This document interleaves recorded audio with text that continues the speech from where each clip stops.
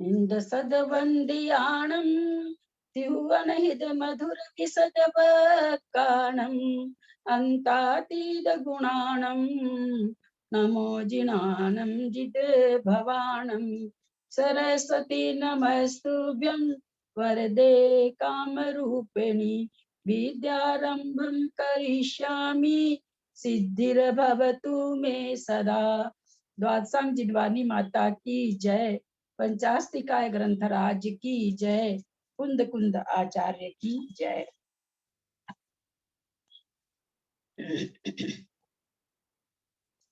किस नंबर की गाथा होगी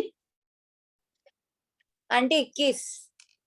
हाँ हाँ 21। हाँ 21।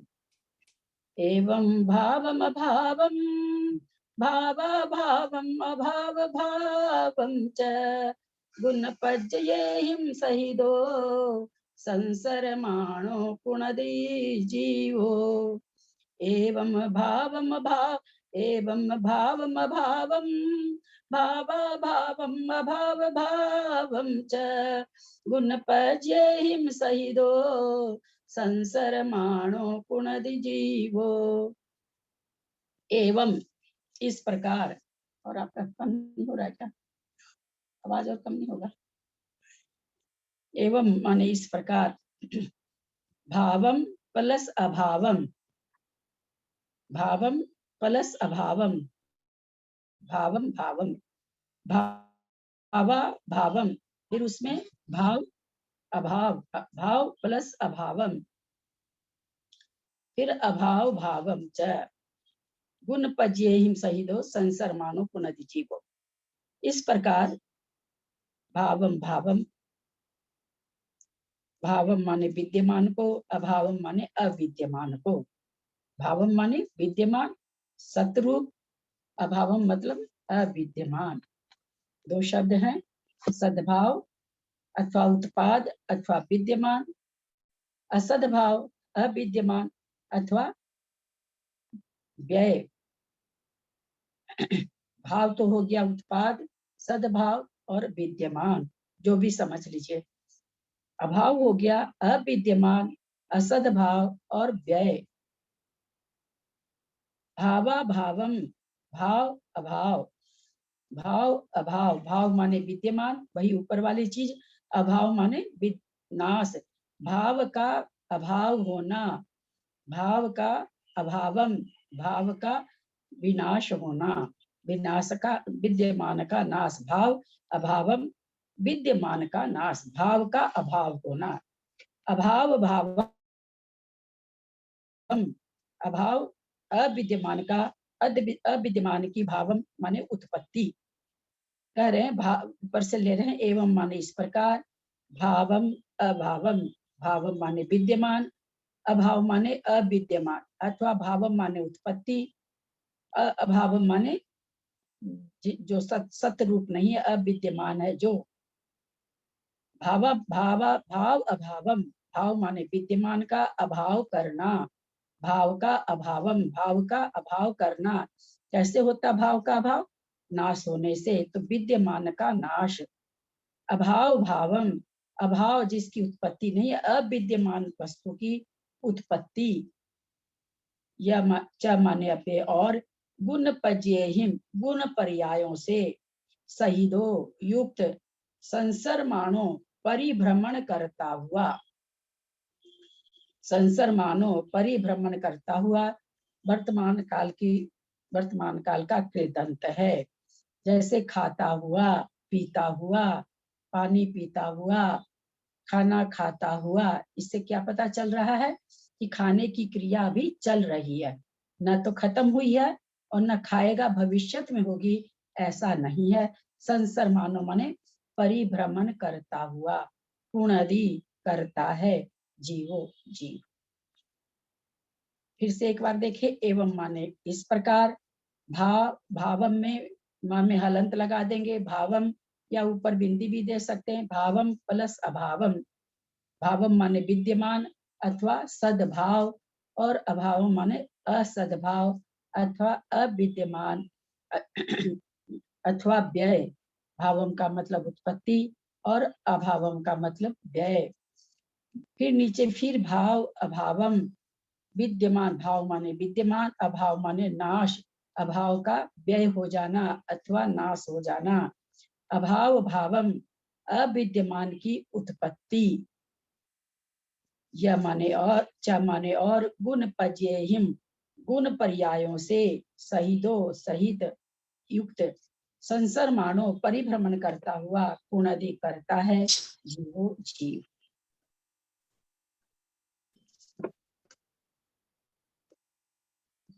क्या कहना जा रहे हैं कि गुण पर्ययिम सहितो, गुण पर्याय से सहित जीव जीवो जीव, संसर मानो परिभ्रमण करता हुआ, अभाव भावम च भावा भावम पुनदेव भावम भावम, भावा भावम अभावम।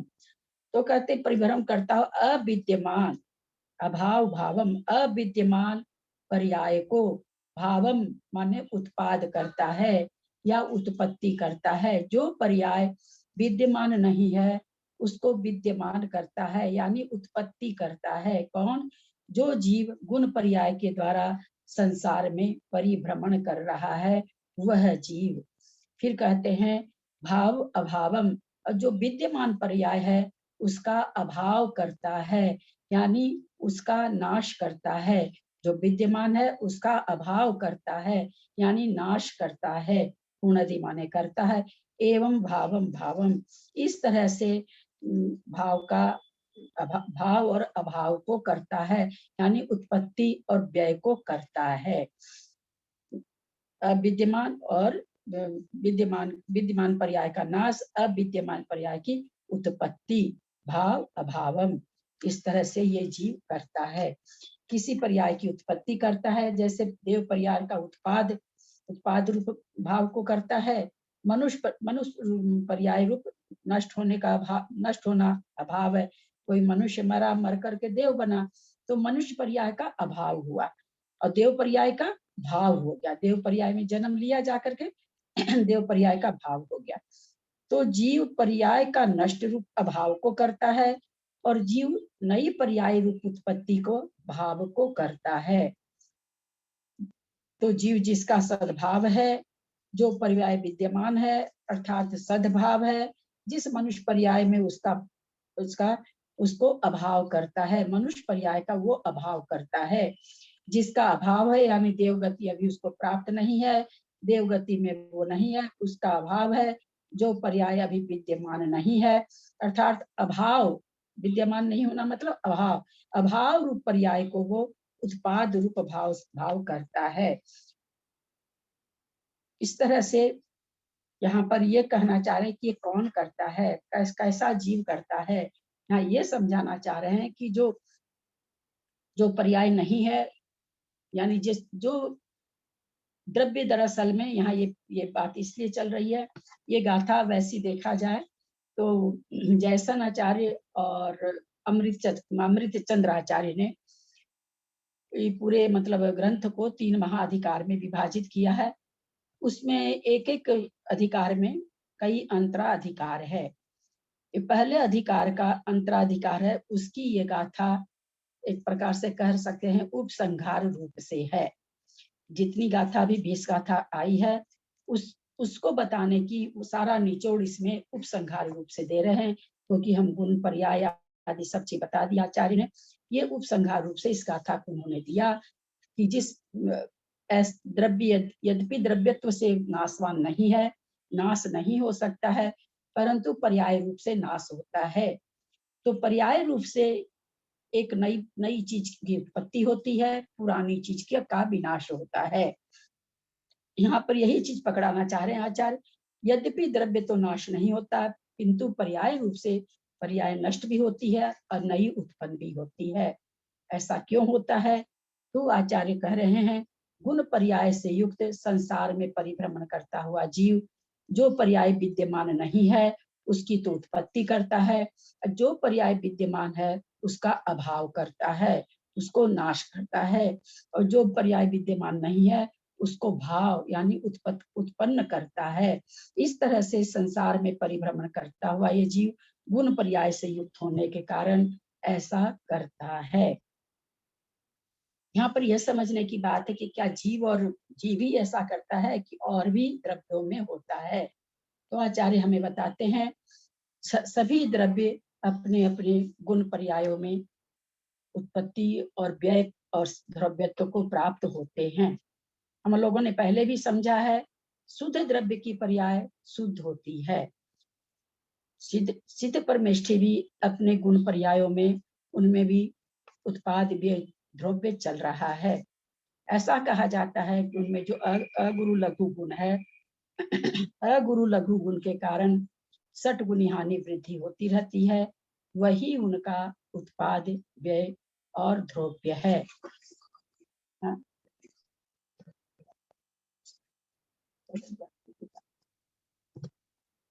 तो उसी तरह से काल द्रव्य है, धर्म द्रव्य है, अधर्म द्रव्य है, आकाश द्रव्य है, और एक उद्गल परमाणु शुद्ध द्रव्य है। शुद्ध द्रव्य में उनके अपने ही शुद्ध पर्यायों का ही उत्पाद और विनाश होता रहता है, जो कि कहा जाता है शुद्ध द्रव्य में अगुरु लघु गुण एक ऐसा है। एक तो नाम का अगुरु लघु गुण है, वो अलग चीज है, वो नाम कर्म है, और ये अगुरु लघु आत्मा शुद्ध द्रव्य का गुण है। तो सभी शुद्ध द्रव्य सट गुण हानि वृद्धि रूप से उनमें, नहीं तो सारे द्रव्य फिर कुटस्थ हो जाएं। तो शुद्ध द्रव्य में भी अगुरु लघु गुण के कारण उनमें उत्पाद वे द्रव्य होता रहता है। सभी पर्यायों को बदलते रहते हैं, परंतु जो अशुद्ध हमारे देखने में नहीं आती है, क्योंकि उनका जो परिणमन है, द्रव्य भी हमारे देखने में नहीं आते हैं, इसलिए हम उनकी गुण और पर्याय को भी नहीं देख पाते हैं। संसारी जीव को हम देख पाते हैं, संसारी जीव की हम पर्याय को भी देख पाते हैं।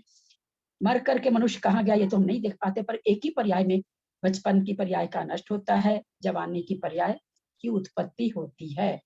जवानी की पर्याय का नष्ट होना, बुढ़ापे की पर्याय की उत्पत्ति होना, ये हम संसारी जीव में हम सभी सामने देखते हैं। तो आचार्य यहाँ पर ये बता रहे हैं कि ये संसारी जीव जो है संसार में परिभ्रमण करता हुआ गुण और पर्याय से युक्त है, इसलिए ये जो पर्याय विद्यमान है, भाव रूप है, उसका तो अभाव करता है, यानी उसको नष्ट करता है। और जो अभाव रूप पर्याय है, यानी जिस गति में वो गया है, देव में, त्रियंच में अथवा नारकी में, तो वो पर्याय उसके अभी नहीं थी। अभी जो मनुष्य है, मनुष्य पर्याय में उसके पास दूसरी पर्याय नहीं थी, वो पर्याय अभाव रूप से थी उसके पास, उस अभाव रूप पर्याय की वो उत्पत्ति करता है। यहाँ यही आचार्य कहना चाहे, द्रव्य दृष्टि से कोई चीज नई उत्पन्न नहीं होती है, कोई चीज विनष्टि नहीं है, लेकिन पर्याय दृष्टि से नई पर्याय उत्पन्न होती है, पुरानी पर्याय विनष्ट होती है। पर्याय हमेशा बदलती है, पर्याय क्षणवर्ती भी होती है और लंबी भी होती है। क्षणवर्ती पर्याय जो होती है द्रव्य में, वो जिसको अर्थ पर्याय कहते हैं, वो हमारे इंद्रिय गोचर नहीं है, पर किसी भी द्रव्य में क्षणवर्ती पर्याय भी हमेशा होती रहती है। बहुत सारी क्षणवर्ती पर्याय जब इकट्ठी हो जाती है, तब व्यंजन पर्याय रूप में हम उसको समझ पाते हैं, हम उसको पकड़ पाते हैं। यहाँ पर यही कहना चाह रहे हैं, पूरी 20 गाथा का निचोड़ दे रहे हैं, क्योंकि 20 गाथा में आचार्य ने हमें यही सब बताया। सत का विनाश नहीं है, असत की उत्पत्ति नहीं है, पर्याय पर्याय है सो उसका नाश होता है, द्रव्य का नाश नहीं होता, द्रव्य द्रव्य। तो इस तरह से सारी गाथाओं में हम लोगों को आचार्य ने बताया कि भाई ज्ञानावरण आदि कर्म के कारण किस तरह से जीव बधा रहता है, उसको सिद्ध परमेष्ठी क्या नाम है से क्षय करके उस भावों को, अब उन भावों को ज्ञानावरण आदि कर्मों का अभाव करके अभूतपूर्व सिद्धत्व को प्राप्त करते हैं। इस तरह से बहुत सी गाथाओं में बहुत तरह के हम लोगों को आचार्य बताए। इस तरह से लास्ट गाथा में इस तरह आचार्य हमें इस चीज का संबोधन दे रहे हैं। फिर एक बार समझे, आप लोग को अब तक तो ये याद हो गया होगा, गुण पज्ये हिम कौन सा कारक है, हिम आने से पहचान आने लगा होगा कि तृतीया का बहुवचन है, ये तो जरूर याद हो गया होगा। एक तो ये, एक जो जीवस दवस जो दो स आता है, वो षष्ठी का एक वचन, सबसे पहले किसी को भी यही दोनों याद होता है, पज्ये हिम, गुणे हिम, है ना, पता चल जाता हिम है तो ये तृतीया का बहुवचन है। जहाँ दो स एक आधा स एक पूरा स रहता है, दब्बस्य पर्यायस्य पर्यायस्य, तो वो षष्ठी का एक वचन। धीरे धीरे हम लोग इस तरह से इनको जानते जाएंगे। फिर एक बार ऊपर से शब्दार्थ लेते हैं। एवं इस प्रकार अव्यय है। अव्यय क्यों है, एक दिन कई बार समझा चुके हैं। इसको अव्यय क्यों कहा जाता है? ऐसा नहीं कि इसको इस प्रकारों, कभी ये बदल के इस प्रकार हो जाएगा, एवं का एवं हो जाएगा और इस प्रकार हो जाएगा। अव्यय जो विनाश नहीं होता है ना, जिसका रूप बदलता नहीं है, जिसका स्वरूप बदलता नहीं, उस प्रकार के शब्दों में। जैसे च का आप कहेंगे कि च का, तो च का चे चा ऐसे नहीं होता है। ताते जो होता है वो तो शब्द रूप है, वो अलग चीज है। च वगैरह का, अपी का, अपी शब्द है, कभी उसका अपो अपा ये सब नहीं होता है। तो जो ऐसे अक्षर हैं जो कभी भी उसके बगल में स्त्रीलिंग आए, पुल्लिंग आए, नपुंसक आए, पर वो अपना स्वरूप को नहीं छोड़ते हैं, उन्हें अव्यय कहते हैं। तो एवं माने इस प्रकार, भाव भावम प्लस अभावम, संधि विच्छेद है यहाँ पर। भावम प्लस अभावम, भाव माने विद्यमान और अभावम माने अविद्यमान। द्वितीय का एक वचन है, कर्ता कर्म, कर्म का एक वचन है। भावा भावम, भाव अभाव, यहाँ पर भी संधि है। भाव अभाव, विद्यमान का नाश। ऊपर क्या था, भावम अभावम, दो चीज है, इसमें चार चीज आचार्य ने दी है। एक तो भावम अभावम, एक भावम और एक अभावम, ये दोनों अलग अलग है। विद्यमान को अविद्यमान को, चूंकि भावम प्लस अभावम, भावम भी द्वितीय का एक वचन, अभावम भी द्वितीय का एक वचन, तो विद्यमान को अविद्यमान को। दूसरा फिर चलते हैं नीचे, तो आ रहा है क्या, भाव अभावम। इसमें क्या है, यहाँ पर समास हुआ है, जिसको तत्पुरुष समास कहते हैं। विद्यमान का अभाव, का जो आया, जहाँ का के की इस तरह जो बीच में आते हैं, वहां पर तत्पुरुष समास होते हैं। वैसे इसमें प्राकृत भाषा में समास का नाम मुझे अभी तक नहीं मिला है, बस समास बोल करके बता दे रहे हैं कि समास है। तो यहाँ पर समास है भाव अभावम, विद्यमान का नाश, द्वितीय का एक वचन है, ये भी भावम शब्द। फिर कहते अभाव भावम, तो ऊपर भाव अभावम दो शब्द हुए, भावा भावम एक तीन शब्द हुआ, अभाव भावम चौथा शब्द हुआ। अभाव का भाव करना, अभाव की अविद्यमान की उत्पत्ति करना, ये तीन शब्द बहुत ध्यान से दीजिए, देखेंगे, क्योंकि थोड़ा सा कंफ्यूजन होने वाली चीज है। पहले फिर ऊपर से बता रहे हैं, इन तीन शब्दों को ही हाईलाइट कर रहे हैं, बाकी तो आसान है नीचे वाली चीज। भावम माँ में हलंत, अभावम, यहाँ दो शब्द है। दो शब्द इसलिए है कि दोनों में द्वितीय की विभक्ति है, एक वचन, इसलिए ये दो शब्द है। भावम माने विद्यमान को, अभावम माने अविद्यमान को। दो, इसमें चार शब्द आए, भावम अभावम, भावा भावम, अभाव भावम, ये दोनों एक एक शब्द हैं। भाव भावा भावम, भाव प्लस अभावम, विद्यमान का अभावम, क्या नाम, नाश, विद्यमान का नाश, अभाव भावम, अविद्यमान का उत्पत्ति, भाव करना, सत्य करना, उसका उत्पाद करना। तो यहाँ पर चार शब्द हैं, भाव अभाव, भावम अभावम, भावा भावम, अभाव भावम, इस तरह के चार शब्दों से। और ये उपसंहार रूपी गाथा में आचार्य पूरा निचोड़ हमें दे रहे हैं कि भाई है क्या आखिर में। आप कहते हो द्रव्य नित्य है, आप कहते हो पर्याय विनस्ती है, तो फिर क्या होता है, कैसे होता है। तो आचार्य ने बताया कि भाई गुण पर्याय से युक्त जो जीव है, क्योंकि जीव में ही गुण है, द्रव्य में ही गुण है, और पर्याय भी द्रव्य के अंदर ही है। पर्याय से हटकर कोई द्रव्य नहीं है, द्रव्य से हटकर कोई पर्याय नहीं है। अतः जो पर्याय की उत्पत्ति हो रही है और विनाश हो रहा है, पुरानी पर्याय का विनाश, नई पर्याय की उत्पत्ति जो हो रही है, वो जीव द्रव्य में ही हो रही है। कैसे हो रही है, तो कहते इस कारण से हो रही है कि संसार में परिभ्रमण करता हुआ जो जीव है, गुण पर्याय से युक्त है, और ये इसलिए क्या नाम है, उत्पत्ति और विद्यमान को और अविद्यमान को, विद्यमान का भाव कर रहा है, अविद्यमान का भाव कर रहा है, उत्पत्ति कर रहा है। ऐसा क्यों करता है? चूंकि गुण पर्याय से युक्त है और संसार में परिभ्रमण कर रहा है, करता हुआ ये जीव इस तरह के कार्य को करता है। समझ में आया होगा? थोड़ी सी कठिन गाथा थी है।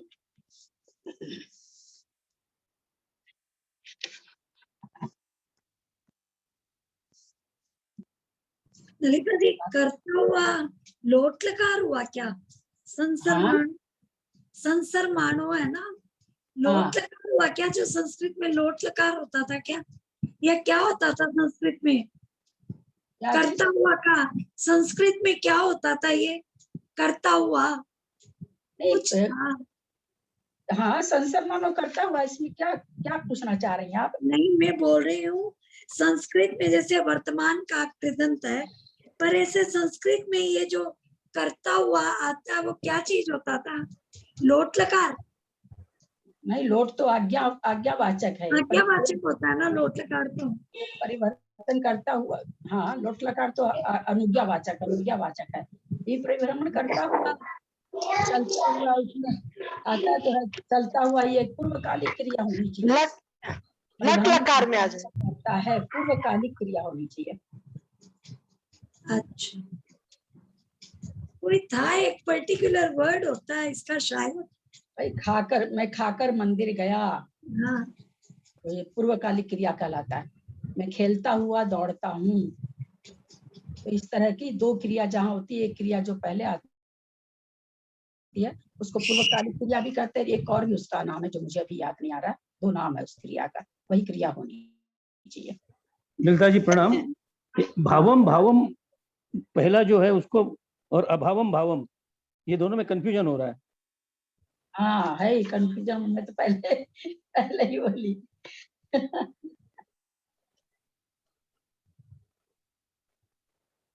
ये कह रहे हैं कि इस जो हमने अभी तक गाथा में बताई, तो इस प्रकार एवं माने इस प्रकार क्या हो रहा है भाई? ये पर्याय उत्पन्न होती है, नाश होती है, द्रव्य हमेशा बना रहता है, आखिर में ये है क्या? तो फिर आचार्य यहाँ पर ये समझाए कि विद्यमान को अविद्यमान को, वस्तु दो तरह की है, एक तो विद्यमान है और एक अविद्यमान है। तो ये वस्तु तो दो तरह की नहीं है, लेकिन पर्याय दो तरह की है, विद्यमान अविद्यमान। तो ये आचार्य ये कहना चाह रहे कि ये जो जीव है गुण पर्याय से युक्त संसार में परिभ्रमण करता हुआ जो विद्यमान है उसको तो नाश कर देता है, नाश करता है, और जो अविद्यमान है उसकी उत्पत्ति करता है।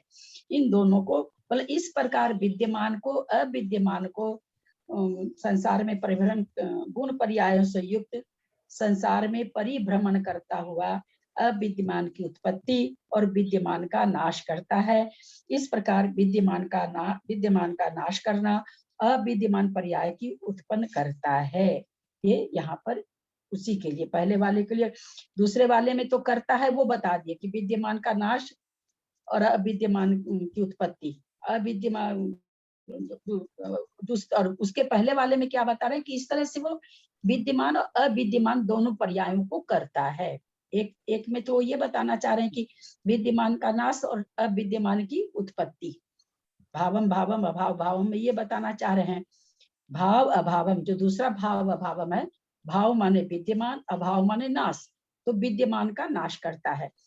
फिर करता क्या विद्यमान को नाश करके? तो कह रहे अभाव भावम, अविद्यमान की उत्पत्ति करता है। पहला भावम भावम क्या है?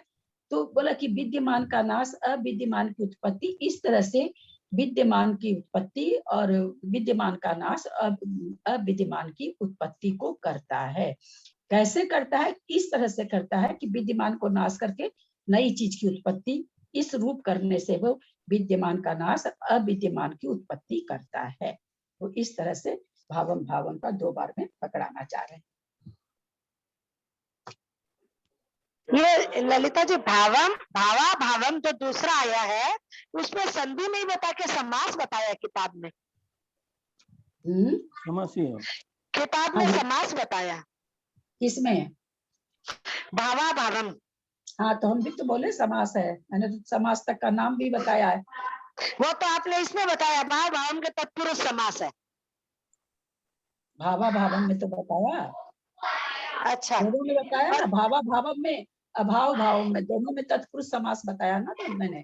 ठीक है, ऊपर ठीक है। तो ऊपर तो भावम भाव में वो है, संधि है ऊपर। हाँ, उसमें संधि है। हाँ, उसमें संधि है। गुण पज्यंती है था तृतीया का बहुवचन है ना। सही दो विशेषण हो गया। संसार मानो वर्तमान काल का कृदंत है। पूर्णदी ये भी वर्तमान काल का अन्य पुरुष का एक वचन है। और जीवो जीव।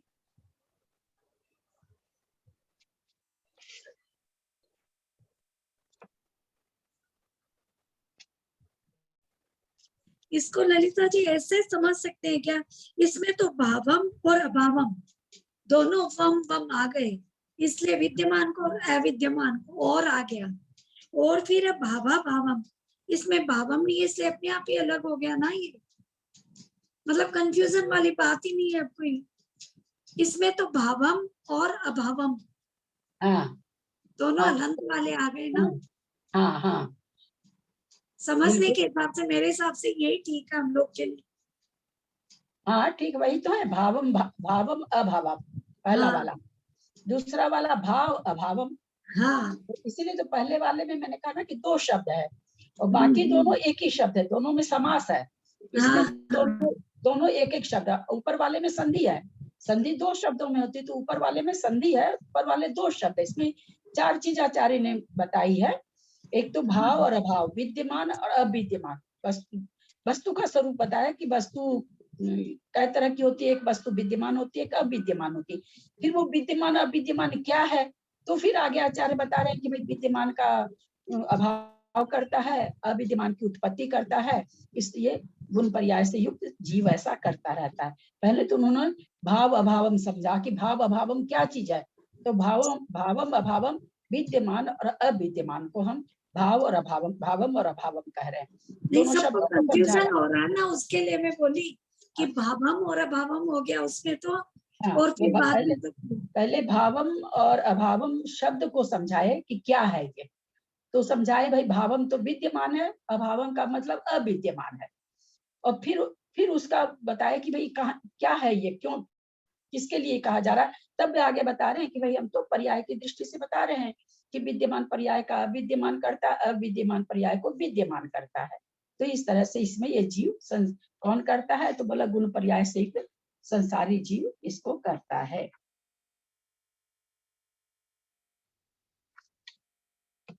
आगे की आठा ले रहे हैं।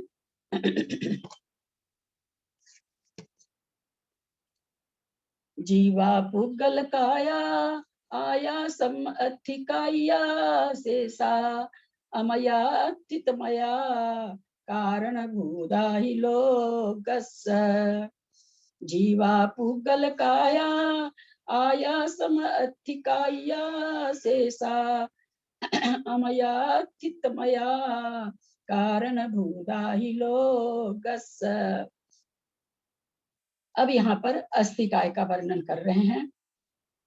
अस्थिकाय का वर्णन करते हुए 6 द्रव्यों से अब आगे दूसरा अंतराधिकार चल शुरू हुआ है। यहाँ आचार्य हमें काल से भी परिचय कराएंगे कि काल को हम कैसे जाने, इसमें नहीं है, अगली गाथा में काल से परिचय कराएंगे। पहले 5 अस्थिकाय समझा रहे हैं। जीवा बहुवचन है, प्रथमा का बहुवचन है, एक वचन जीव होता। जीवा क्योंकि बहुत सारे जीव हैं इसलिए जीवा। पुद्गल काया, पुद्गल काय ये भी बहुत सारे हैं इसलिए इसमें भी बहुवचन है, पुद्गल काय। आयासम ये एक वचन है क्योंकि आकाश एक है, संपूर्ण अखंड आकाश एक है। अधिकाया अस्थिकाय है, शेषा शेष भी, शेष में कौन आ गया, धर्म अधर्म और काल अभी नहीं मिले। अस्थिकाय की बात है तो दो धर्म और अधर्म ये भी दो हैं इसलिए शेषा बहुवचन है। तो शेषा में भी दो होने से शेषा बहुवचन है। प्रथमा का बहुवचन शेषा भी है। जीवा पुगल काया दोनों प्रथमा का बहुवचन है। आयासम प्रथमा का एक वचन है। अमया, अमया माने किसी के द्वारा निर्मित नहीं किया हुआ, अस्तित्व रूप से अपने अपने अस्तित्व को लिए हुए, कृत्रिम नहीं है, अकृत्रिम है, अपने स्वरूप से स्वयं ही अवस्थित हैं। अस्तित्वमया अस्तित्व से युक्त कारण भूदा ही लोगस, कारण भूदा माने कारण बने हुए हैं, आधार बने, भूदा माने बने हुए हैं, कारण मतलब आधार बने हुए हैं, किसका, ही माने निश्चय से, लोकस मतलब लोक का, षष्ठी का एक वचन लोकस है, लोक के आधार बने हुए हैं। क्या यहाँ पर आचार्य समझा रहे हैं कि जीव, उद्गल काय, आयासम आकाश, अधिकाया अस्तिकाय हैं, शेषा शेष भी, कौन, धर्म और अधर्म, यानी जीव, उद्गल काय, आकाश, धर्म और अधर्म अस्तिकाय हैं। अमया ये किसी के द्वारा बनाए नहीं गए हैं, ये संचरित नहीं किए गए हैं कि कोई लाके जीव को रख दिया, उद्गल को रख दिया, धर्म को रख दिया, धर्म को रख दिया, आकाश में लाके सब चीज रख दिया और उससे सहित हो गया, ऐसा नहीं है। कहते अमया ये किसी के द्वारा इकट्ठा नहीं किए गए हैं, किसी के द्वारा संचरित नहीं है, अपने आप हैं, अकृत्रिम हैं। अस्तित्वमया कैसे और क्या है, कैसे जाना जाता है, क्योंकि ये अपने अपने अस्तित्व से अस्थिमया, अस्तित्व से मैं अस्थिमया अस्तित्व से युक्त हैं। अपने मया माने उस चीज में होना, जैसे सोना में से अगर हम पीलापन निकालना चाहें तो लाख सर पटक लेंगे, सोना से पीलापन नहीं निकाल सकते हैं। स्वर्ण स्वर्ण में जो पीलापन है, स्वर्ण पीलामय है, उसके अंदर समाहित है, उससे अलग नहीं कर सकते हैं। जैसे जीव ज्ञान दर्शन मय है, उसमें से ज्ञान दर्शन अलग नहीं कर सकते हैं, उसी तरह से यहाँ पर कह रहे हैं कि ये जो 5 अस्तिकाएं हैं अमया हैं, अपने आप अमया माने इससे युक्त हैं, इससे सहित है, ये सब अपने आप से बने हुए हैं, कोई इनको बनाया नहीं है, कोई इनको इकट्ठा नहीं किया है और अस्तित्व से युक्त हैं। ऐसा नहीं है कि है ही नहीं, बस ऐसे खाली बातों में बात है कि धर्म है अधर्म है, बोले ऐसा नहीं है, इनका अस्तित्व है। और क्या है बोलते हैं, तो कहते हैं इस लोक का कारणभूत है, आधारभूत हैं, कौन, ये 5 अस्तिकाएं। तो क्या काल नहीं है, काल का आगे आचार्य हमें अगली गाथा में काल के लिए बताएंगे। अभी चूंकि यहाँ पर अस्तिकाय उनको बताना है, इसलिए अस्तिकाय में काल नहीं आता है, काल केवल अस्थि रूप है, काय रूप नहीं है। और ये 5 जो द्रव्य हैं, अस्थि और काय दोनों तरह से हैं। अस्थि मतलब अस्तित्व, काय मतलब जो बहुत सारे प्रदेश एक होकर के रहना, बहुत सारे प्रदेश कालानु भी हैं तो बहुत, लेकिन वो एक होकर के नहीं है, आपस में मिले हुए नहीं है। इनके ये जो 5 द्रव्य हैं, इनके सारे प्रदेश मिले हुए हैं, इसमें से कोई एक भी प्रदेश किसी भी द्रव्य का कोई सोचे हम अलग कर दें तो नहीं कर सकता है। तो इसलिए कह रहे हैं कि जीवा पुगल काया आया समर्थिकाया शेषा, जीवा माने जीव, उद्गल काय, आकाश, अस्तिकाय हैं, शेषा और शेष भी। अमया तो क्या ये कोई बनाया है इनको, अस्थि है काय है तो किसी ने बनाया है, तो बोलते अमया ये किसी के द्वारा इकट्ठा नहीं किए गए हैं, संचरित माने इकट्ठा नहीं किए गए हैं, अस्तित्वमया और अस्तित्व से युक्त हैं। इनका दूसरा स्वरूप कि अस्तिमय है, ऐसा नहीं है कि इनका अस्तित्व नहीं है, कभी तो है कभी नहीं है, ऐसा नहीं है, ये अस्तित्व से युक्त हैं। कारण भूता ही लोकस है, और लोक का कारण भूत है, लोक इस निश्चय से ही लोक इसके आधार से बना हुआ है। जीवा हमने समझा, प्रथमा का द्विवचन, पुगल काया भी प्रथमा का द्विवचन नहीं बहुवचन, पुगल काया प्रथमा का बहुवचन, आयासम चूंकि एक है आकाश इसलिए प्रथमा का एक वचन, अस्थिकाया अस्थिकाय 5 हैं इसलिए ये भी प्रथमा का बहुवचन, शेषा इसमें भी धर्म और अधर्म 2 हैं इसलिए ये भी प्रथमा का बहुवचन है। अमया ये भी क्या नाम है, सो 5 अस्तिकाय के लिए आया है इसलिए ये भी बहुवचन है, प्रथमा का बहुवचन है। अस्थितमया ये भी 5 के लिए आया है इसलिए ये भी बहुवचन है, एक प्रथमा का बहुवचन है। कारण भूदा ये भी प्रथमा का बहुवचन है, क्योंकि पांचों अस्तिकाय के लिए आया है, इसलिए बहुवचन है। ही अव्यय है, निश्चय ही। लोगस्य षष्ठी का एक वचन लोक के। क्या कहना, क्या हो रहा है कि जीवा पुद्गल काया आयासम शेष अथिकाया अमया अथि तमया ही लोकस्य कारण होगा। जीव पुद्गल का है, पुद्गल आकाश, धर्म अधर्म अस्तिकाय हैं, ये किसी से संचरित नहीं किए हुए हैं और अस्तित्व से युक्त हैं। निश्चय ही लोक का, जो लोकाकाश है, लोक है, लोकाकाश का लोक का आधार है। कौन? ये पांच अस्तिकाय लोकाकाश के आधार हैं। यानी लोकाकाश का पहचान कैसे होती है? ये इन अस्तिकायों के द्वारा ही होती है। ललिता भाभी, एक क्वेश्चन है, जैसे इसमें दिया है ना कि ये 5 है वो बहुप्रदेशी, जैसे तो एक समय है वो एक प्रदेशी, जैसे एक प्रदेशी है, उसमें एक एक अणु का एक एक प्रदेश, जैसे तो इसको स्कंद बोल सकते हैं क्या बहुप्रदेशी को? ये स्कंद में नहीं आएगा क्या, जो पांचों इधर है? हाँ, स्कंद उसको बोला जाता है जो बहुत परमाणु मिलके बने और फिर उसका टुकड़ा टुकड़ा भी हो जाए। अच्छा, इसलिए स्कंद जो यूज करते हैं पुद्गल के लिए, क्योंकि तो पुद्गल बहुत सारे परमाणु मिलके स्कंद भी बन जाता है और हाँ। उन स्कंदों का विभाजन होके वापस परमाणु भी बन जाता है। तो इनको खाली बहुप्रदेशी बोलेंगे? हाँ, बहुप्रदेश। लेकिन जीव आकाश को ऐसा नहीं है कि स्कंद है तो जहाँ जब हम कोई चीज ये कहें, किसी चीज को जैसे कहें कि काला है तो उसका विपरीत गोरा अपने आप उसमें सन्निहित है। यानी कोई वस्तु गोरी है तभी वो काली है। हम किसी वस्तु को काली कहेंगे तो इसका मतलब कोई किसी के अपेक्षा वो काली है।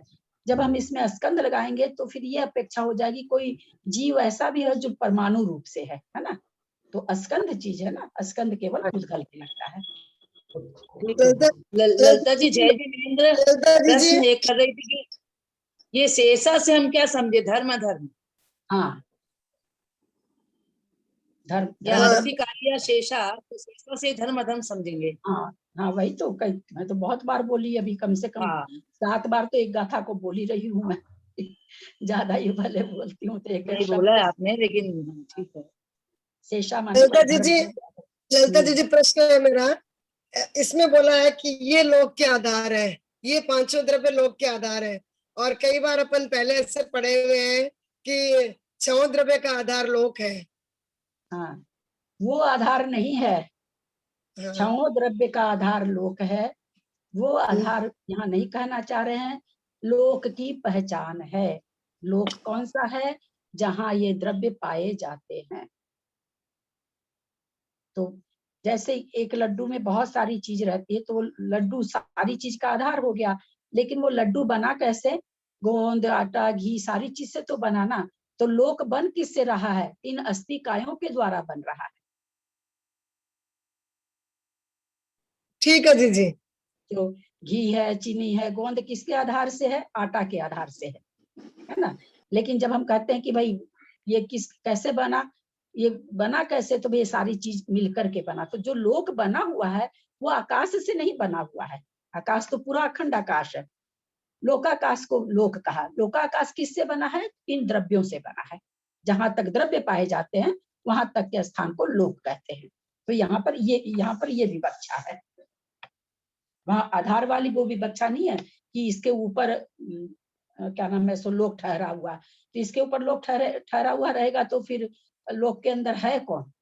अगर लोक इन 5 द्रव्य ठहरा हुआ तो उस लोक के अंदर रहता कौन है ना। तो ये लोक का आधार का मतलब लोक की पहचान ये द्रव्य है। जहां तक ये द्रव्य पाए जाते हैं वहां तक लोक है। ठीक है, समझ में आया? चलें आगे। हाँ जी, समझ में आया। सब भाव सब, एक मिनट, स्वभाव अधर्म तो आलोक में पाया जाएगा ना। हाँ, अधर्म द्रव्य तो आलोक में होगा ना। क्या होगा? अलोकाकाश में होगा ना वो तो।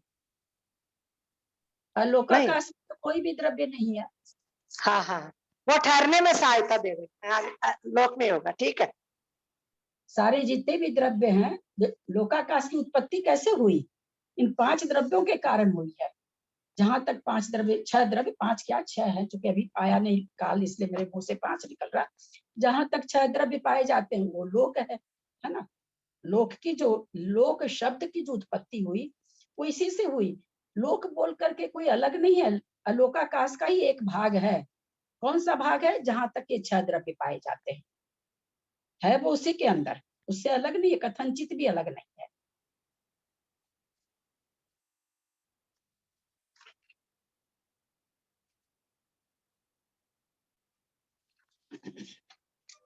अगली गाथा ले रहे हैं, सब भाव। सब गाथा ठीक है ना? सद्भाव स्वभावानं जीवानं तह्य पुग्लानं च पर्यटन संबुधो कालो नियमेन पन्नतो। सद्भाव स्वभावानां जीवानं तह्य पुग्लानं च पर्यटन संबुधो कालो नियमेन पन्नतो। अब यहाँ आचार्य हमारे तो काल द्रव्य के बारे में बता रहे हैं। गाथा बहुत ही महत्वपूर्ण है। सब भाव स्वभावा नाम, सब भाव, सत्य भाव, सब भाव मतलब सत्य भाव, विद्यमानता का भाव, अस्तित्व का, स्वभावा नाम अस्तित्व स्वभाव वाले, सब भाव स्वभावा नाम, सब भाव माने अस्तित्व, स्वभावा नाम माने स्वभाव वाले, जीवाणम जीवों के, षष्ठी का एक वचन, सभा स्वभावा नाम जीवों का विशेषण बन के आया है, इसलिए वो भी षष्ठी का एक वचन, सॉरी बहुवचन, गलती बोल गए, वो तो श होता है। षष्ठी का द्विवचन बहुवचन, और पहला जो शब्द है सब भाव स्वभावा नाम, चूंकि जीवानाम का विशेषण है इसलिए वो भी षष्ठी का बहुवचन।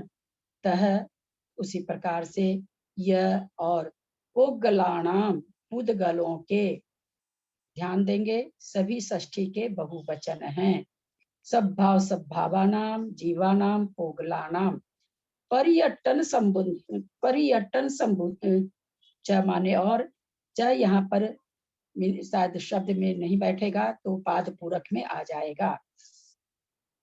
पर्यटन संबुद्धो, संबुद्धो पर्यटन माने परिणमन में, संबुद्धो परिवर्तन को उत्पन्न कराने वाला या परिवर्तन सहित रहने वाला या परिवर्तन में उपस्थित रहने वाला, कालो काल, नियमेण नियम से, तृतीया का एक वचन, नियमेण नियम से, पण्णतो कहा गया है, भूतकाल का कृदंत है, अनियमित प्रयोग है। क्या यहाँ कहना चाह रहे हैं? कह रहे हैं कि भाई काल द्रव्य है ये हम कैसे जाने, काल द्रव्य है नहीं है, तो आचार्य इसमें समझाना चाह रहे हैं काल द्रव्य की संज्ञा यद्यपि काय रूप नहीं है, लेकिन द्रव्य तथापि द्रव्य संज्ञा है, यानी अस्थि रूप तो है, इसके बिना सिद्धि होती ही नहीं। यह काल अस्थि रूप से है, अस्थि रूप वस्तु है। ये कथन इस गाथा में करना चाह रहे हैं कि सभी अस्तित्व स्वभाव वाले जीवों का और पुद्गलों का जो परिणमन में, चूंकि बाकी शुद्ध द्रव्य है वो इसलिए नहीं बताया जा रहा है कि शुद्ध द्रव्य में कथन में तो खुद काल द्रव्य भी आ जाएगा, अभी खास करके जीव और पुद्गल का बताया जा रहा है क्योंकि ये दो चीज हमारे पकड़ में आती है। तो कह रहे हैं कि सब भाव सब भावानाम, अस्तित्व स्वभाव वाले जीवानाम जीवों के, तह उसी प्रकार से पुद्गला नाम पुद्गलों के भी, पर्यटन संबुद्धो परिवर्तन में उपस्थित रहा, परिवर्तन में कारण रहा, परिवर्तन कराने में, उनको कराने उत्पन्न कराने में निमित्त बना, कालो काल नियम से कहा गया है। बोला जो आप कहते हैं काल द्रव्य नहीं है, लेकिन जो जीवों में और पुद्गलों के अस्तित्व स्वभाव वाले में जो परिवर्तन हो रहा है उसमें क्या कारण है, तो काल द्रव्य है। काल द्रव्य नहीं हो तो परिवर्तन होगा ही नहीं। अस्तित्व स्वभाव वाले जीवों के उसी प्रकार पुद्गल के परिणमन से में उपस्थित रहा है, वो नियम से आवश्यक रूप से काल कहा गया है। हम ये कई चीज देखने में आती है, वस्तुएं नई रूप से देखने में आती है, जीर्ण रूप से देखने में आती है। जो नई वस्तु जीर्ण रूप हुई, हम कहते हैं ये 2 बरस के पहले तो ये चीज ऐसी थी, आज ये गल करके कपड़ा फट गया। तो ये जो 2 बरस है, ये हम जरूर, ये निश्चय काल नहीं है, लेकिन निश्चय काल का एक एक समय मिलके ही व्यवहार काल का 2 बरस बना। तो जो नए कपड़े से जीर्ण कपड़ा हुआ, इसको ये बतलाने के लिए काल ही तो है। काल ही ने तो बताया कि 2 बरस में ये कपड़ा जीर्ण हो गया। कोई भी वस्तु जीव जन्म लेता है, 6 महीने का होता है, 12 महीने का होता है, ये कौन इसकी संज्ञा देता है कि साल भर का हुआ, 2 साल का हुआ, कैसे पहचाना जाता है? तो ये पहचान हमारे काल द्रव्य के कारण होता है। आचार्य यहाँ कहना चाह रहे हैं, इस लोक में जीव और पुद्गल के समय समय में नव और जीर्णता रूप स्वभाव से ही परिणाम है। हर वस्तु नई होती है, पुरानी होती है, सो परिणाम किसी एक द्रव्य की सहायता के बिना नहीं होता। कहते हैं कि उस वस्तु में अपने आप परिणामन हो जाए, नई से पुरानी हो जाए, ऐसा कभी भी नहीं हो सकता। कैसे? जैसे कि गति स्थिति में अवगाहना धर्मादि द्रव्य के बिना नहीं होता, वैसे ही जीव और पुद्गल की परिणति किसी एक द्रव्य की सहायता के बिना नहीं होता। इस कारण परिणमन में कोई द्रव्य सहाय चाहिए, ऐसा अनुमान से जाना जाता है। मैं मारू वोडाफोन कर देता हूँ।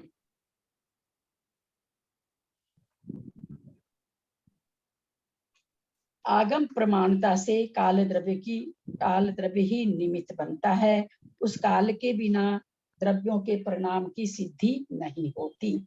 इस कारण निश्चय काल चालू करतो ना, તમને ખબર પડશે તમારે કેટલું બાકી છે। अरे रीना शाह जी को ना बंद करें प्लीज, रीना शाह जी। हाँ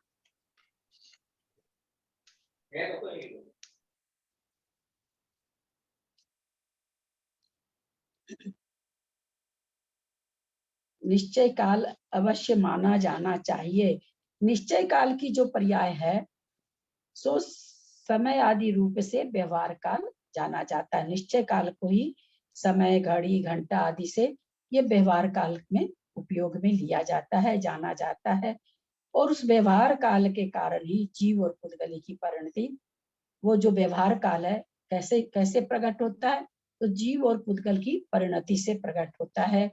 कोई भी पुद्गल सामान भी जब लाते हैं, कुछ दिन के बाद वो जीर्ण शीर्ण हो जाता है, तो इससे पता चलता है कि व्यवहार काल से ये वस्तु इतने दिन टिकी, ये वस्तु इतने दिन चली। ये जो चली 6 महीना 1 महीना जो बोलते हैं व्यवहार काल, तो ये व्यवहार काल हमें काल द्रव्य कैसे, निश्चय काल को हम नहीं पकड़ सकते, लेकिन व्यवहार काल हमारे पकड़ में आता है। आचार्य का कहना है कि व्यवहार काल के बिना, इसलिए हम अच्छी तरह से समझ रहे हैं कि बिना काल के किसी वस्तु में परिणमन हो नहीं सकता। यद्यपि उपादान में खुद परिणमन होने की शक्ति है, परंतु उसको किसी न किसी का सहयोग चाहिए परिणमन कराने में। सहकारी कारण है काल, परिणमन कराने में सहकारी कारण है। धर्म द्रव्य चलाने में सहकारी कारण है। ये सारे कोई भी बलाधान कारण नहीं है, सभी सहकारी कारण हैं। निमित्त नैमित्तिक भाव है। पुद्गल में, काल में अथवा जीव में, काल में, सब में ये आपस में निमित्त नैमित्तिक का परिणमन है। काल के अस्तित्व से जीव पुद्गल के परिणाम का अस्तित्व जाना जाता है। नहीं, कोई जान ही नहीं सके कि आज एक बच्चा उत्पन्न हुआ, अगर काल द्रव्य नहीं हो तो वो थोड़ा बड़ा हो गया, ये बड़ा हो गया, बस इतना ही कहेंगे। हम कहीं नहीं पाएंगे कि 4 साल का हो गया कि 8 साल का हो गया। ये हम कैसे कह पाते हैं? तो आचार्य कहते हैं ये व्यवहार काल का हमारे ऊपर उपकार है। हम उसके चलते इस चीज की व्याख्या कर पाते हैं कि इतना बड़ा हो गया। तो इस तरह से यहाँ पर काल द्रव्य की इन्होंने काल द्रव्य की उत्पत्ति ये बताया, अस्थि रूप बताया कि काल द्रव्य अस्थि रूप है। अब उसकी और आगे दूसरी गाथा में बहुत अच्छा विश्लेषण देने जा रहे हैं आचार्य हम लोग को। 24 नंबर की गाथा में ललिता जी एक मिनट, ललिता जी धर्म और अधर्म द्रव्य तो जो चलना चाहे उसको चलाते हैं इसलिए सहकारी बोलते हैं, पर काल द्रव्य तो कोई बदलना नहीं चाहे तब भी बदलेगा, तो उसको भी सहकारी बोलेंगे क्या? मतलब समय बीत रहा है इसलिए बदल रहे हैं, वो थोड़ी किसी का कुछ कर रहा करके। नहीं, धर्म और धर्म द्रव्य तो बोलते हैं कि चलना जो चाहे उसको चलाएगा धर्म द्रव्य, रुकना चाहे उसको रुकने में सहायक है। रुकना चाहे, आपका कहना ठीक है। हाँ, काल द्रव्य मतलब उसी हिसाब से नहीं, जिस तरह से चलना चाहे तो चलाए, ये ठीक है आपका कहना कि ये तो परिवर्तन कराएगा ही कराएगा, लेकिन परिवर्तित होने की शक्ति उस सामने वाली वस्तु में है। ये उसको जबरदस्ती पकड़ के परिवर्तन नहीं कर देता है, ये उसमें वो गुण है परिवर्तन होने का, उस पदार्थ में उस वस्तु में गुण है, तब वो परिवर्तित होती है। काल द्रव्य उसको पकड़ के कुछ नहीं कर रहा है, ये यहाँ पर कहना चाह रहे हैं कि निमित्त नैमित्तिक संबंध है दोनों में। दीदी काल माने समय ना? हाँ हाँ, काल माने समय। और ये एक प्रदेशी है ना? एक प्रदेशी नहीं है, जितने आकाश के प्रदेश है उतना प्रदेश है इसकी, लेकिन ये मिले हुए नहीं है प्रदेश। रत्नों की जैसे बहुत बड़ा रत्नों का समूह रख दो, उसमें से एक एक रत्न आप उठा सकते हो, है ना, एक रत्न दूसरे रत्न से वैसे मिला हुआ नहीं है। तो उसी तरह काल द्रव्य भी आकाश के सारे प्रदेशों पर है, सारे प्रदेशों का परिणमन करा रहा है ये। आंटी जी मतलब कौन सा द्रव्य ऐसा है जिसका प्रदेश नहीं है, तब तो मतलब काल द्रव्य बोलेंगे ना? हाँ, अब एक प्रदेशी है, इसको प्रदेश नहीं है नहीं बोला जाता, एक प्रदेशी है, मतलब काय नहीं है उसी अपेक्षा से। हाँ, कालानु कहा जाता है, इसलिए कालानु कहा जाता है। हाँ, एक एक अनुरूप से सारे आकाश के प्रदेशों पर है। ललिता जी जो प्रश्नावली आई उसमें से कुछ पूछना है तो कब शुरू करेंगे आप उसका समाधान? और समय हो गया क्या है, देखी नहीं। जो प्रश्नावली दिया है ना उसमें एक क्वेश्चन है 16 नंबर में, वीणा शब्द कौन सा विभक्ति है? वीणा एक मिनट, वीणा शब्द कौन सी विभक्ति है? उसमें आंसर में तृतीया दिखा रहे हैं। हाँ, तृतीया तो वो हमको गलत लग रहा है, कैसे होगा तृतीया? हाँ, सुनिए, बिना योगे द्वितीया तृतीया पंचमी तीनों होता है। बिना तो योगे जैसे हमने ये किया है तो गलत आ रहा है ना उसमें आंसर। हाँ, इसमें प्राकृत भाषा राइट आंसर तृतीया दिखा रहे, जबकि तृतीया में तो वीणा कैसे होगा, देवा कहीं है ही नहीं कोई भी बड़ा। हाँ, लेकिन है इसमें प्राकृत भाषा। मेरी भी इसके बात हुई थी भैया से, जब मैंने देखा था तो फिर वो बेचारे मेरे को सूत्र भेज दिए थे। उस सूत्र का हिंदी था कि बिना अर्थ में द्वितीया भी होता है, पंचमी भी होता है, तृतीया भी होता है। ललिता जी से जुदा नहीं होगा क्या?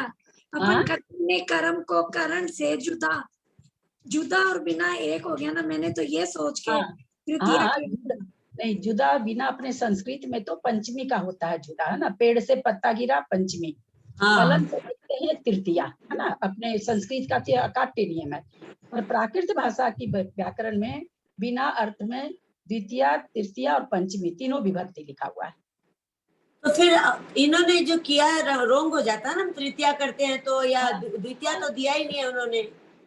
हाँ, द्वितीया तो इसमें दिया ही नहीं है, द्वितीया भी समझ में आ रहा था, लेकिन तृतीया भी करते हैं तो समझ में नहीं आ रहा है कि तृतीया कैसे होगा। इसका कोई उपाय नहीं है। पंचमी किया तो पंचमी ठीक लगता है, क्योंकि पंचमी में फिर आता है एक वचन में देवा आता है, तो ये हो सकता है बिना। तो पंचमी की है तो पंचमी रोम दिखाता है, तो ऐसे तो गड़बड़ हो जाता है, पता नहीं। संस्कृत के हिसाब से तो पंचमी है, लेकिन प्राकृत भाषा के हिसाब में प्राकृत भाषा का ये नियम है कि बिना के अर्थ में द्वितीया भी होता है और तृतीया भी, पंचमी विभक्ति भी होती है। यानी जब आप जैसे बिना अर्थ में कोई सेंटेंस बनाएंगे तो आप द्वितीया विभक्ति भी लगा सकते हैं तो भी नहीं गलत होगा, तृतीया लगाएंगे तो भी नहीं गलत होगा, पंचमी लगाएंगे तो भी नहीं दिक्कत। नहीं, हम बोल रहे हैं जैसे हमने भर के देखा 2 बार, उसमें बार बार मैं पंचमी करती हूँ तो गलत हो जा रहा है, तो आंसर में आता है तृतीया तो समझ में नहीं आया कि ऐसे कैसे होगा, तो समझ में नहीं आया ऐसे ही। तृतीया है वहां पर। हाँ तृतीया है, वो तो एक रटने वाली बात हो गई, समझ में नहीं आया, वो कर दो अलग बात। हाँ तो ये नहीं रटेंगे तो फिर बहुत मोटी सारी ग्रामर की किताब समझिए। नहीं नहीं, मेरे कहने का मतलब है, सपोज करिए हमारे पास, मैं ये कहना चाह रही हूँ कि एग्जाम में ऐसे ये प्रश्न भरने आया, तो अब कोई पंचमी करेगा तो गलत हो गया ना, ये बोल रही हूँ मैं। वही चीज हम आप लोग को समझाना चाह रहे हैं कि कुछ चीजें इसमें रटनी पड़ी, या तो अपने लोग खूब सारा इसका व्याकरण पढ़े, मोटा मोटा। नहीं, हमारे कहने का मतलब है कि ये सेंटेंस आएगा तो अब समझ में आ गया, हम कर देंगे अल्टरपेट। वही कहना चाह रहे हैं। लेकिन और विभक्ति किसी में पूछेंगे तो ऐसे पंचमी तृतीया द्वितीया का फर्क उपाय नहीं है। अरे एक जगह संधि है, वो संधि कहीं से भी वो ठीक नहीं है, लेकिन फिर भी प्राकृत भाषा के हिसाब से ठीक है। मैंने बात करी भैया से, भैया ये तो हो ही नहीं सकता है, संस्कृत में तो ये बिल्कुल ही गलत है। तो वो बोले भैया प्राकृत भाषा की व्याकरण अलग है। ठीक है भाई, क्या जो या तो उसको रट के रखो, रट के मेरे जैसा आदमी को तो रट होता ही नहीं रटना, तो तुरंत ही भूल जाते हैं, कंफ्यूज हो जाते हैं, भूलते क्या कंफ्यूज हो जाते हैं। तो कोई उपाय नहीं है उसका, प्राकृत भाषा है जैसी है। ललिता भाभी, एक पीछे देख रहे थे ना अर्थ के लिए, तो तीसरे में एक थोड़ा सा मेरे को पूछना है। तीसरी गाथा में जो इति का शब्द आया ना कि इति समोति में, तो इति में दिया कि शब्द स्वरूप द्योतक, तो इसका थोड़ा समझ में नहीं आ रहा है, एक बार बताइए ना क्या मतलब हुआ। समूह तो समझ में आ गया, समय इति अच्छा इति, हाँ समय एक परदेशी शब्द स्वरूप द्योतक, तो इति में दिया शब्द स्वरूप द्योतक, तो इसका क्या मतलब हुआ, ये नहीं समझ में आ रहा है। समूह का 5 का समूह इति, जिन्हों में तुम इसका आपने ललिता जी वह बताया था, वह मतलब काल द्रव्य।